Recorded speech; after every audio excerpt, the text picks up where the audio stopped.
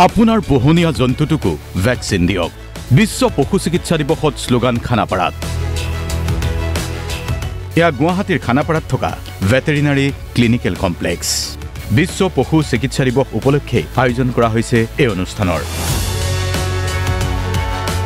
আৰু এই অনুষ্ঠানতেই মানৱ সমাজৰ মাজত সজাগতাৰ বাবে আজিৰ দিনটোতেই এণ্টি ৰেবিজ ভেকচিন ডে আৰম্ভ কৰিছে ভেটেৰিনাৰী কলেজৰ ক্লিনিকেল কমপ্লেক্স চৌহদত।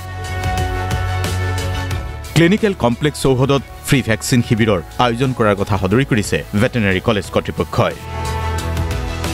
বিশ্ব পশু চিকিৎসা দিৱসৰ আনুষ্ঠানিক শুভাৰম্ভণি কৰিছে ভেটেৰিনাৰী কলেজৰ ডিন ডক্টৰ BND শইকীয়াই, য'ত উপস্থিত থাকে ক্লিনিকৰ সঞ্চালক ডক্টৰ ভূপেন শৰ্মাও।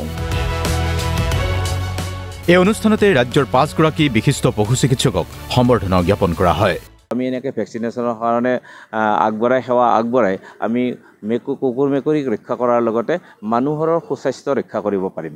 এইটো আজি এদিনীয়া, তাৰমানে মই আপোনাক অলৰেডি ক'লোৱে যে ৱৰ্ল্ড ভেটেৰিনাৰী ডে উপলক্ষে এইটো আমি প্ৰত্যেক বছৰে এইটো এদিনীয়াকৈ। এনেই আমাৰ চিকিৎসা সদায় চলি থাকে, ৰাতিপুৱা 8টাৰ পৰা গধূলি 5টা বজালৈকে ইয়াত চিকিৎসা চলে।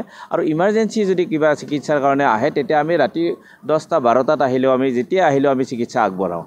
লক্ষণীয় কথা এয়াই যে এই শিবিৰ তথা বিশ্ব পশু চিকিৎসা সেৱা দিৱসত উপস্থিত থাকে পশু চিকিৎসা মহাবিদ্যালয়ৰ প্ৰায়সকল অধ্যাপক অধ্যাপিকা আৰু বিষয়া কৰ্মচাৰীবৰ্গ। বেলতলাৰ পৰা সুব্ৰত কলিতাৰ ৰিপৰ্ট DY 365।